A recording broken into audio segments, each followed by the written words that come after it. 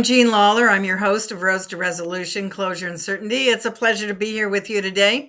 As a mediator, I am honored to be invited into other people's lives for a few hours. Lives that, like all of our lives, are shaped by the many roads that have brought us to our todays and roads leading to the unexpected and to the promises of tomorrow. So, that said, today let's talk about the benefits of exchanging mediation briefs in advance of the mediation session. Um, Again, I revert back to my time in practice, as well as now more than 5 years as a full-time mediator. It's been an interesting experience sitting on the other side of the table for that. And it's been a wonderful experience, and it continues to be, of course. But exchanging mediation briefs, when I was in practice, very rarely did we exchange mediation briefs. And I think that's still the case today.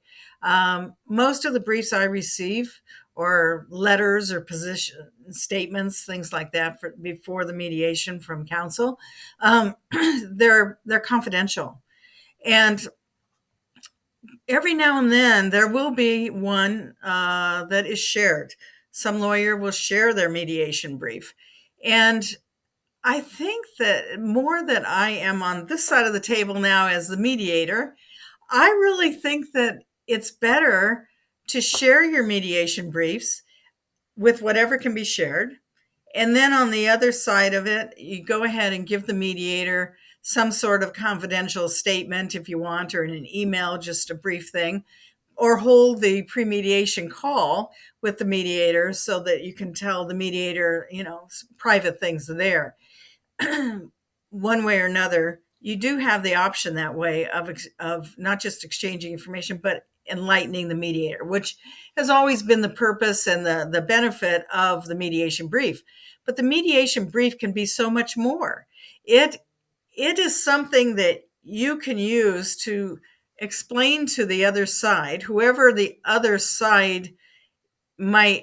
decision maker might be on the other side, why you think you have a viable case, why it might have the value that you will ultimately be asking for or be willing to pay once you're in the mediation session.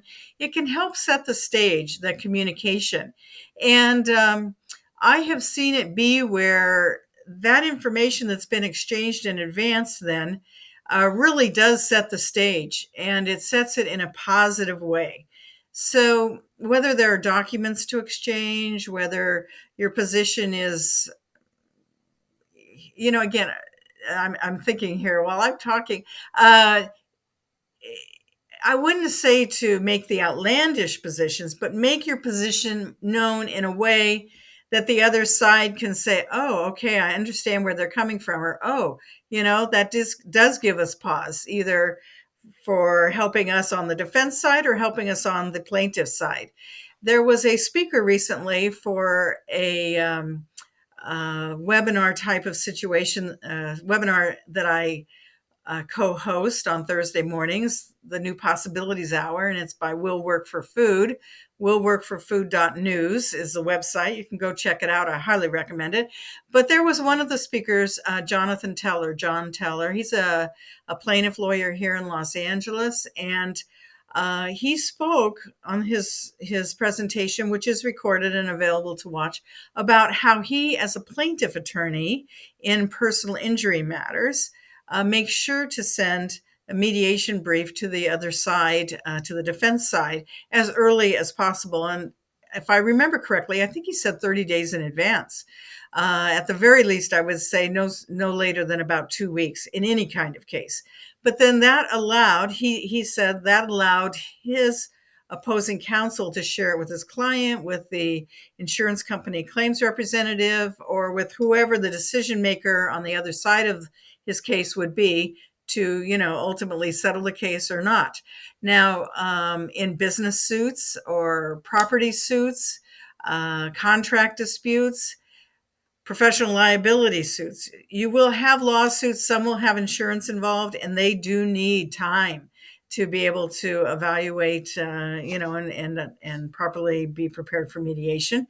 But the general counsel may be involved. If you're on the plaintiff side, you would like the general counsel presumably to know what you're thinking. If you're on the defense side, you would like the plaintiff side to understand, perhaps if it's an insurance case, for example, in clarity, what case law you might be relying upon.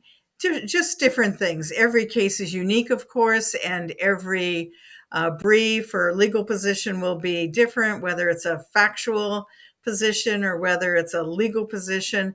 I just think that it helps get the case settled if the parties have exchanged mediation briefs in advance, with sufficient time being allowed for the lawyer and the decision makers, whoever they might be able to evaluate the other side's position and really think about it. And, then ideally you have your pre-mediation call, then you are at the mediation itself. And you've probably heard me say, and as well as maybe others, mediation is a process and not an event. And there are steps leading up to the mediation session itself that can help make the mediation session more productive. And as I mediate cases now as the mediator, I really do find that it is very helpful if mediation briefs can be exchanged in advance, again, with a private side note to the mediator for the things that you would want to be maintained as confidential. So that's a thought today on exchanging mediation briefs. Thank you so much for joining me. Please feel free to follow me on LinkedIn, connect with me there.